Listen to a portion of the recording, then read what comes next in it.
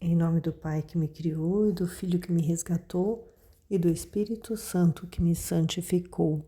Divina vontade reina na minha vontade. Ó minha mãe, eu te amo e tu me amas.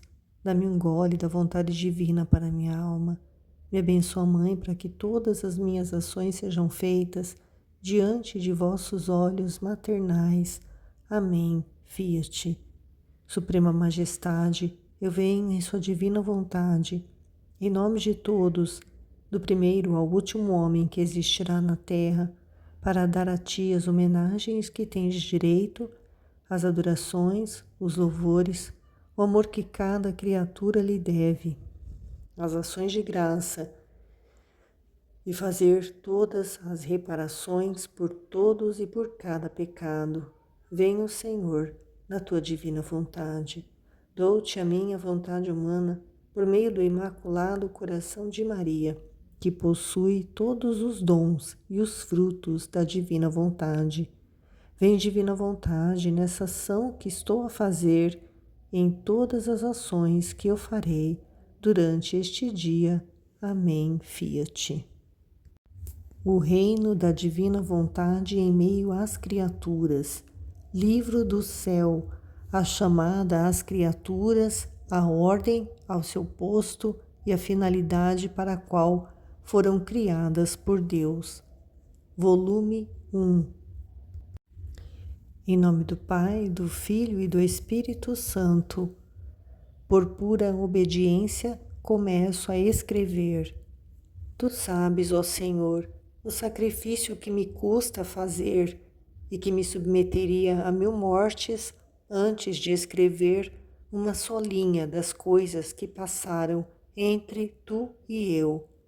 Ó meu Deus, minha natureza treme, sente-se esmagada e quase desfeita só de pensar. Ah, dá-me a força, ó vida da minha vida, a fim de que possa cumprir a santa obediência.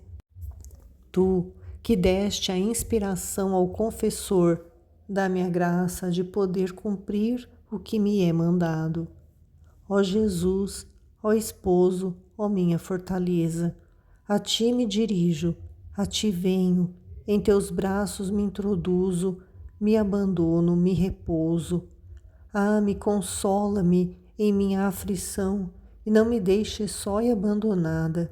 Sem sua ajuda, estou certa que não terei força de cumprir esta obediência que tanto me custa. Me vencerá o inimigo e temo ser repudiada justamente por ti, por minha desobediência. Ah, olha para mim, e olha para mim outra vez, ó Santo Esposo, nestes teus braços. Vê quantas trevas me rodeiam, são tão densas que não deixam entrar nem sequer um átomo de luz na minha alma. Ó meu místico Sol Jesus, resplandeça essa luz em minha mente, a fim de que faça fugir as trevas e possa livremente recordar as graças que fez a minha alma. Ó Sol eterno, manda outro raio de luz ao íntimo de meu coração e o purifique da lama em que jaz, o queime, o consuma em teu amor, a fim de que ele, que mais que tudo provou as doçuras do teu amor, possa claramente manifestá-las a quem está obrigado. A culpa é minha, meu Sol Jesus, manda outro raio de luz ainda sobre meus lábios, para que possa dizer a pura verdade, com a única finalidade de conhecer se é verdadeiramente você ou bem ilusão do inimigo. Mas, ó Jesus, quão escassa de luz vejo-me ainda nestes braços teus. Ah, contenta-me, tu que tanto me amas, continua a mandar-me luz. Ó meu sol, meu belo, propriamente quero entrar no centro, a fim de ficar toda abismada nessa luz puríssima. Faz, ó sol divino, que esta luz me preceda adiante, me continue junto, circunde-me por toda parte, se introduza nos mais íntimos esconderijos de meu interior, a fim de que, consumindo meu ser terreno, transforme tudo em seu ser divino. Virgem Santíssima, Mãe amável, venha em meu auxílio, obtenha-me de você e meu doce Jesus graça e força para cumprir esta obediência. São José, meu amado protetor, Senhor nesta circunstância, Arcanjo São Miguel, defenda-me do inimigo infernal que tantos obstáculos me põe na mente para fazer-me faltar a esta obediência. Arcanjo São Rafael, e tu, meu anjo guardião, vinde assistir-me e acompanhar-me, a dirigir a minha mão, a fim de que possa escrever só a verdade. Seja tudo para a honra e glória de Deus e para mim toda a confusão. Ó Santo Esposo, venha em minha ajuda. Ao considerar as muitas graças que fizeste à minha alma, sinto-me toda espantada, toda cheia de confusão e vergonha, ao me ver ainda tão mais sem corresponder às tuas graças. Mas, meu amável e doce Jesus, perdoa-me. Não te retires de mim, continua derramando em mim tua graça, a fim de que possas fazer de mim um triunfo de tua misericórdia. Um pequeno comentário sobre essa introdução do Livro do Céu, onde Luísa Picarreta recebeu a obediência do confessor, o padre que acompanhava ela neste caminho, digamos assim, no divino querer, né, que Jesus estava conduzindo a Luísa Picarreta, que seria a primeira a receber o dom de viver a vontade divina. Então Jesus pede, através do sacerdote, que ela escreva tudo o que eles conversam, né, os diálogos interiores, tudo o que se passa entre ela e Jesus. Para ela, né, como para todas as místicas e místicos religiosos que eu já li livros deles, eles têm essa mesma fala, né? Eles ficam confusos, achando que não vem de Deus esse pedido, porque eles se sentem nada, né? Não são humildes demais, são muito simples e não compreendem, né, os desígnios de Deus, que Ele escolhe, né, certas almas para poder manifestar, né, aquilo que Ele quer que nós tenhamos conhecimento. Mas no final, né, ela aceita, dizendo que seja tudo para a honra e glória de Deus e para ela toda a confusão, porque são desabafos de Jesus e são intimidades, digamos assim, entre ela e Jesus, que ela sente assim uma certa vergonha, né, de tornar público, mas ela pede ajuda, né, para dizer só a verdade, para dizer realmente tudo o que aconteceu, mesmo que em alguma coisa que ela possa escrever, ela possa se envergonhar, né, porque um exemplo, né? Hoje nós meditamos um trecho do volume 3, né? Em que Jesus aparece para ela como uma criancinha e depois de ter mostrado para ela o que ele queria naquela situação, ele vai mamar na mãe dele.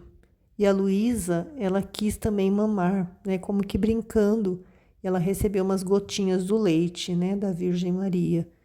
E esse tipo de coisa que ela pode achar que muitas pessoas possam não compreender. Então, ela pode ter vergonha, né, de que as pessoas leiam a respeito disso.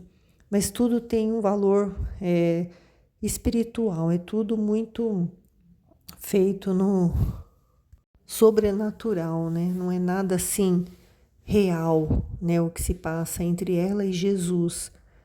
E ela é obrigada a escrever, então, por obediência.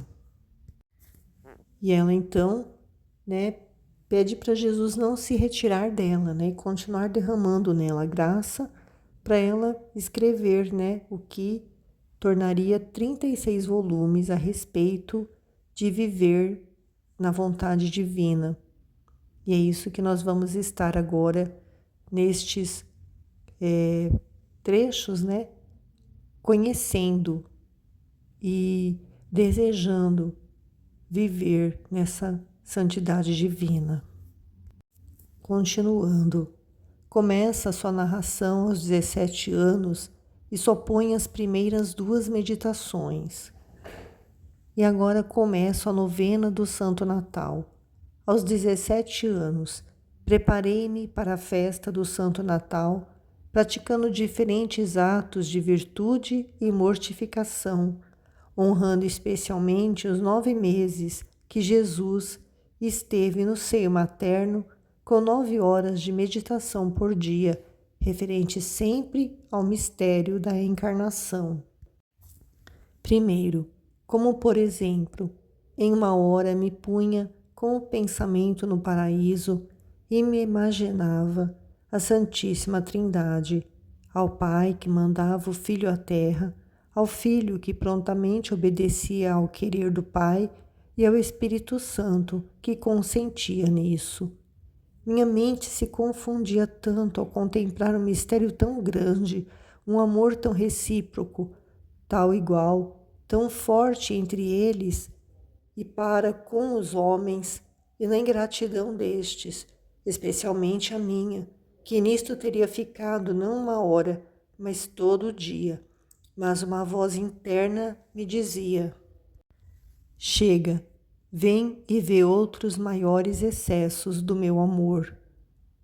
Segundo, então a minha mente se punha no seio materno e ficava estupefata ao considerar aquele Deus tão grande no céu e agora tão humilhado, diminuído, restringido, que quase não podia mover-se nem sequer respirar. A voz interior dizia-me: vês quanto te amei? Dá-me um lugar em teu coração, tira tudo o que não é meu, porque assim me dará mais facilidade para poder me mover e respirar.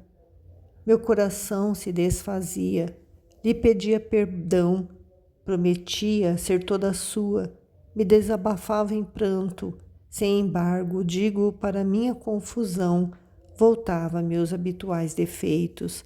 Ó Jesus, quão bom foste com esta criatura miserável. E assim passava a 2ª hora do dia, e depois, pouco a pouco, o resto, que dizer tudo seria aborrecer. Isto fazia-o às vezes de joelhos, e quando era impedida de fazê-lo pela família, fazia o mesmo trabalhando, porque a voz interior não me dava nem trégua nem paz, se não fizesse o que queria. Assim que o trabalho não me era impedimento para fazer o que devia fazer. Assim passei os dias da novena. Quando chegou a véspera, me sentia mais que nunca acendida por um insólito fervor. Eu estava sozinha no quarto quando o menino Jesus me foi apresentado, todo bonito, sim, mas tiritando, em atitude de querer me abraçar. Eu me levantei e corri para abraçá-lo, mas no momento em que eu ia estreitar, desapareceu. Isto se repetiu 3 vezes. Fiquei tão comovida e acesa de amor que não sei explicar, mas depois de algum tempo não o levei mais em conta e não o disse a ninguém. De vez em quando caía nas habituais faltas. A voz interior não me deixou nunca mais. Em cada coisa me repreendia, me corrigia, me animava. Em uma palavra, o Senhor fez comigo como um bom pai com um filho que tende a desviar-se, e ele usa todas as diligências, os cuidados para mantê-lo no reto caminho, de modo de formar dele a sua honra, a sua glória, a sua coroa. Mas, ó Senhor, muito ingrata te tenho sido. Então a Luísa começa a narrar, né, como que Jesus se manifesta para ela na primeira vez. Né, ele aparece assim visivelmente como uma criança, quando ela estava fazendo uma novena de Natal quando ela tinha 17 anos, se preparando para o Natal, fazendo atos de virtude, mortificação e ficava meditando, 9 horas de meditação por dia, referentes a cada mistério da encarnação. Então, na primeira hora, ela levava o pensamento dela no paraíso, imaginava a Santíssima Trindade, o Pai, o Filho e o Espírito Santo, como que foi, que Jesus foi enviado à Terra, para nascer no seio da Virgem Maria. Depois, dela refletir durante 9 horas, ele dizia para ela parar e meditar nos outros excessos do amor dele. Então ela se punha, no seio da Virgem Maria e ficava considerando, um Deus tão grande no céu e tão diminuído, humilhado, restringido no seio da Virgem Maria. E Jesus, com a voz interior dizia para ela, vês quanto eu te amei. Então ele está pedindo já um lugar no coração para tirar tudo que não é pertencente a ele, porque ele quer realizar nela, não fica claro ainda, mas ao longo, dos volumes nós vamos entender que ele quer purificar totalmente a alma dela para ela poder receber o dom, da vontade divina e ser a primeira a viver dessa forma, e que antes dela só Jesus e a Virgem Maria viveram dessa forma aqui na Terra. Então essa voz interior, que era a princípio só uma voz, não deixava que ela se desligasse dele. E mesmo quando a obrigação a chamava para fazer os afazeres domésticos, cuidar da casa, fazer os bordados que ela fazia, essa voz não parava de falar na mente dela, a respeito, de tudo que ela estava meditando na novena. E assim ela fazia, quando ela podia, ela fazia de joelhos essa meditação, ou fazendo os trabalhos mesmo. Ela continuava nessa meditação, e essa voz interior, cada vez foi crescendo, repreendendo ela, corrigindo ela, animando ela. Então, Jesus já estava, trabalhando na alma dela para poder ela ter esse relacionamento com ele, tanto que depois ele aparece, como uma criancinha, apareceu rapidamente, para ela já tendo uma experiência do que aconteceria depois, porque depois muitas outras vezes ele apareceria como uma criança, ele a beijaria como uma criança. Então são os modos, de Jesus atrair uma alma que ele quer, realizar uma grande obra nela. Em todas as almas, a Luísa foi a primeira, ele quer realizar essa transformação na alma de todas as criaturas que permitirem. Um outro trecho. Ensina-lhe o desapego do mundo exterior. Depois o Divino Mestre dá início, põe a sua mão para desapegar meu coração de todas as criaturas e com voz interior me dizia: eu sou o único que merece ser amado.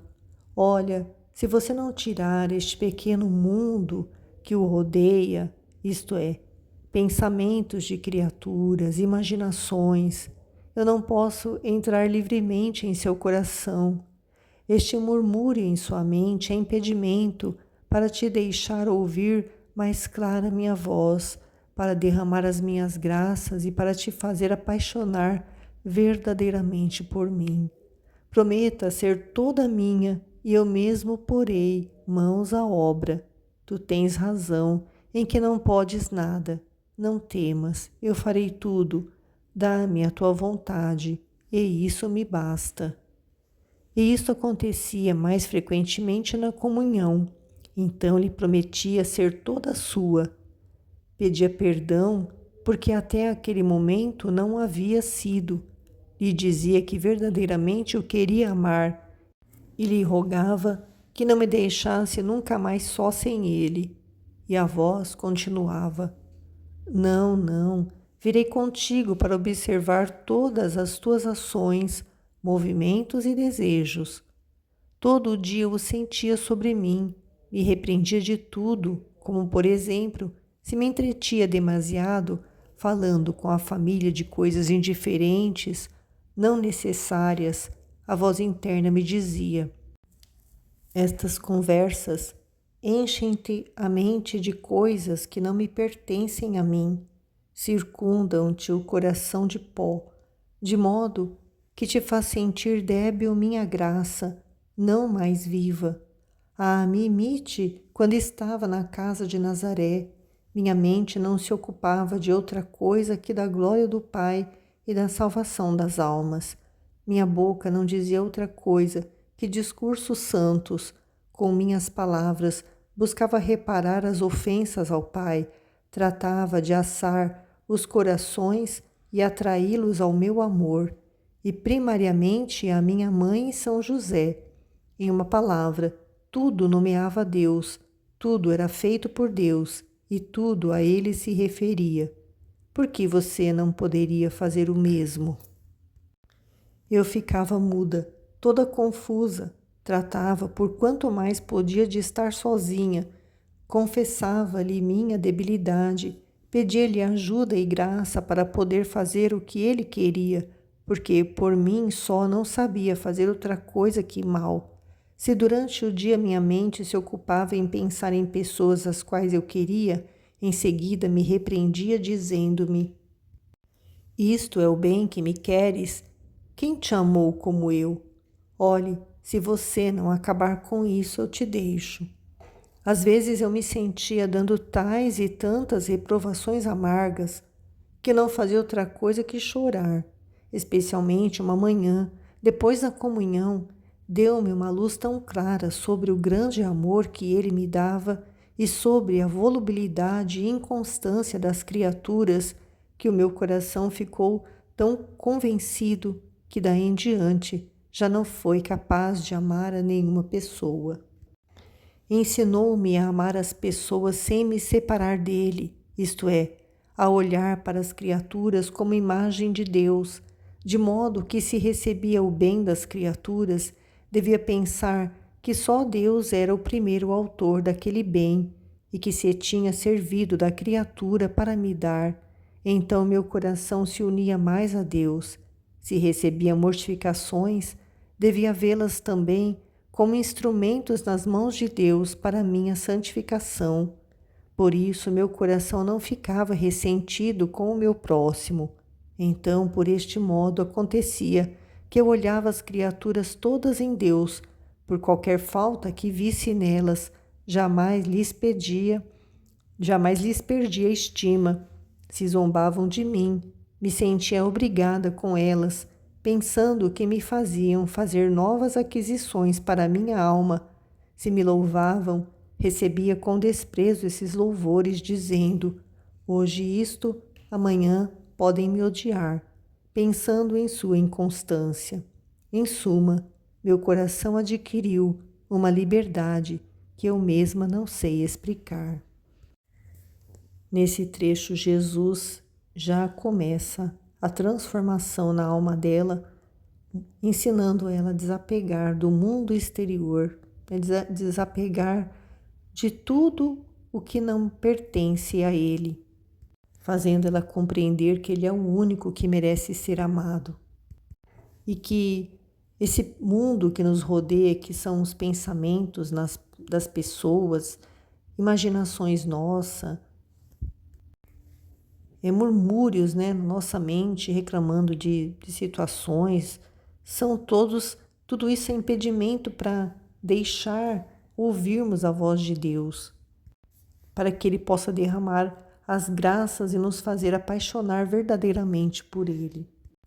Esse desapego, do mundo exterior é para que a alma dela, né, e a nossa alma, né, que nós aprendemos que tudo isso que lemos no livro do céu não se refere apenas a Luísa, né? É ele nos ensinando a nos esvaziar, né, de nós mesmos para podermos olhar só para ele, para que nós possamos nos encher somente dele, pedindo, né, que nós o imitemos quando ele estava na casa de Nazaré, né, quando ele, Nossa Senhora e São José viviam ali, sem ele ser conhecido ainda, ele era, né, ainda quando criança ou depois de crescido, quando ele ainda não tinha ido para a vida pública, a mente dele não se ocupava de outra coisa que dar glória ao Pai, né, e pedir a salvação das almas. Ele, com as palavras dele, ele buscava reparações das ofensas que todas as criaturas fazem a Deus, fizeram e farão. Ele atraía os corações ao amor dele. E ele quer que nós façamos o mesmo. E ao longo desses 36 volumes, ele vai nos ensinando como a criatura se tornar imagem e semelhança dele. Ele vai permitindo situações para que nós possamos nos esvaziar, né? Nós não esquecermos de nós mesmos para vivermos com ele, vivendo em nosso interior e ele falando em nosso interior, assim como ele está falando com a Luísa, assim, já desde esse início, né, desse relacionamento dela com ele, a ponto de, quando ela pensava em pessoas que ela queria, né, pessoas que do convívio dela, Jesus logo já repreendia, dizendo para ela: isto é o bem que me queres? Quem te amou como eu? Se você não acabar com isso, eu te deixo. Então ele fazia uma espécie de ameaça mesmo para impor assim um certo temor assim de que ele fosse deixá-la, né? Mas isso não ia acontecer nunca, né? Ele só queria que ela entendesse que quem amou mais a ela do que ele, né? Quem nos ama mais do que ele, a quem nós devemos toda a nossa atenção, a nossa preocupação, a nossa adoração, nosso amor, é só a ele. Porque as criaturas são volúveis e inconstantes. Um dia ela nos agrada, no outro dia ela nos ofende. Né? As criaturas são dessa forma, elas só pensam em si mesmas. E não é assim que ele nos criou. Ele nos criou para sermos como ele é. Doação, amor, preocupação com as demais almas, vivendo nesse amor, né, pelo próximo. Por isso ele ensinou ela a amar as pessoas sem se separar dele, né, olhar para as criaturas como imagem de Deus, que se ela recebe, e nós, né, também, se nós recebemos um bem de alguma pessoa, nós devemos pensar que Deus é o autor desse bem, porque todo o bem que uma criatura é capaz de fazer não vem dela, vem de Deus. Nós somente somos capazes de fazer o mal quando nós estamos separados de Deus. E quando nós pensamos, né, que só Deus é o primeiro autor de todo o bem que nós recebemos, o nosso coração se une mais a Deus. E se nós, por caso recebermos mortificações, contrariedades, humilhações, né, também vamos ver essas pessoas que nos causam isso como instrumentos nas mãos de Deus para a nossa santificação. Por isso devemos olhar as criaturas todas em Deus, né, porque por qualquer falta que nós possamos ver nelas, não vamos nunca perder a estima das pessoas. E, como a Luísa disse, se zombavam de mim, me senti obrigada com elas, porque essas almas estavam fazendo com que ela recebesse novas aquisições para a alma dela, né? É a purificação da alma, né? É nos tornar mais livres, mais vazias para Deus entrar na nossa alma e formar ali o reino dele, reinar livremente. Então, se as pessoas nos agradam, a gente também tem que receber esses agrados como com desprezo, porque hoje as criaturas podem estar nos odiando e amanhã elas podem estar nos amando, por causa dessa inconstância que há nas criaturas. E pensando dessa forma, nós vamos adquirir uma liberdade, né, que é esse desapego do mundo exterior, desapego das criaturas, né, amar as criaturas vendo Deus nelas, mas não amar a criatura pela criatura, pelo que ela é. Por exemplo, vou amar o meu marido porque ele é carne da minha carne, ele é a pessoa que cuida de mim, a pessoa que me protege. Não, nós temos que amar o nosso marido porque o amor que nós recebemos, por exemplo, do nosso marido, é o amor de Deus por nós. Ele é um instrumento para Deus nos demonstrar o amor que Ele tem por nós. E toda a situação que passarmos, né, com relação a Ele, por exemplo, quando por acaso alguma situação, por exemplo, que Ele nos humilhar, por exemplo, né, nós temos que entender que aquela situação aconteceu porque Jesus permitiu, para que eu pudesse ser um instrumento para Ele usar naquela situação, seja para uma reparação, seja para a purificação da minha alma.